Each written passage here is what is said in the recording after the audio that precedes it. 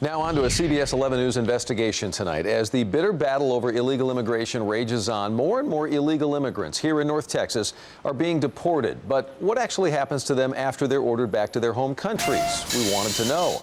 CBS 11 was given exclusive access to a North Texas bus that takes thousands of people back to the border. Investigator Jack Fink tonight with the story and a caught-on-camera encounter that surprised even us. It's 3:30 in the afternoon, and one by one here, 32 men in handcuffs and chains board a bus in Dallas on a non-stop one-way trip. Once on, the bus begins its 400-mile journey past downtown Dallas, straight down I-35. 8 hours later, around midnight, the bus arrives at its destination, Laredo, at the U.S.-Mexico border.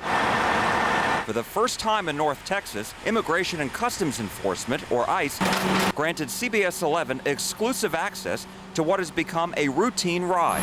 The bus passengers are illegal immigrants, apprehended in the northern half of Texas and Oklahoma. They are being deported. During their remaining minutes in the U.S., guards escort the men down the Lincoln Juarez International Bridge toward Mexico.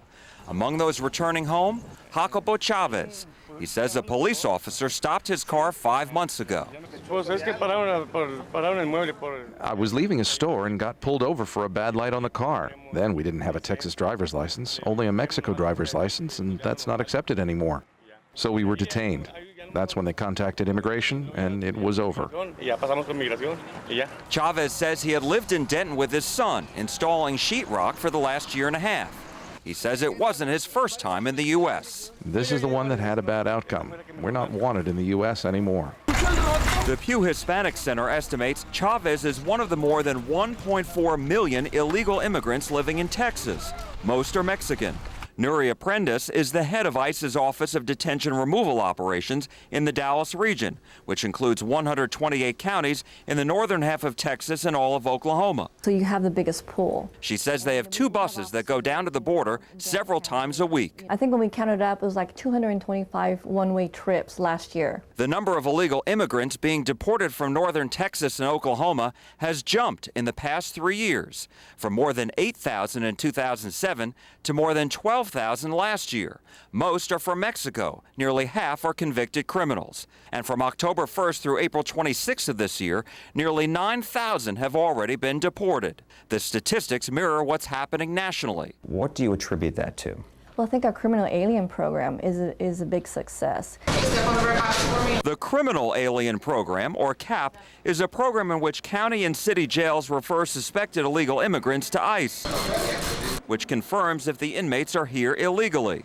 In the larger jails, such as Dallas counties, ICE has agents on site who identify those who are here illegally and detain them. The number of referrals and those taken into custody by ICE in northern Texas and Oklahoma has also jumped during the past 3 years, from more than 10,000 in 2007 to more than 17,000 last year. Again, most are from Mexico. The program is clear. We're going after convicted criminal aliens. Do you think the city has benefited from it? I think we have. Sid Fuller is police chief in the city of Farmers Branch, a city that's led local efforts to drive out illegal immigrants. His jail is among those that takes part in the CAP program. I think it's one piece of the puzzle that we can use to decrease crime, and we have seen a decrease in crime.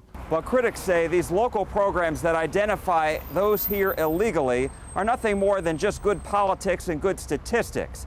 They say many of those folks deported will return very soon. The day we followed the ICE bus, we walked along the gateway to the America's International Bridge. And here at this plaque, right at the line where the U.S. meets Mexico, we found these 2 people, Jessica Driver and Modesto Palomo, waiting for, of all things, a justice of the peace. We are gathered here this day. Jessica and Modesto are getting married, standing on the border of their 2 countries. Is there anyone here that can show cause why this couple should not be united? A private union in the most public of places. Jessica, do you take Modesto to be your lawfully wedded husband? Yes. Jessica lives in North Texas. Modesto used to until he was arrested in Rockwall County, then deported last year. Take you, Jessica. They've been together for 5 years and have 2 young children who live with relatives in Royce City. They don't understand because they're babies. Their 3rd child is due in July. Right now I'm having hard trouble taking care of my kids. Jessica says they are tying the knot with the hope Paloma will be able to return to the U.S. legally. May I kiss your wife? All right. Now he can't go any further than the international line. The law caught up to Palomo, like the other illegal immigrants being escorted back to Mexico and the tens of thousands of others across the U.S. I mean, this person's violated the law. They're here illegally. We're going to remove them. We asked some of the people being escorted back to Mexico if they're going to come right back into the U.S. Those we spoke with say they're staying in Mexico and will make the best of it there.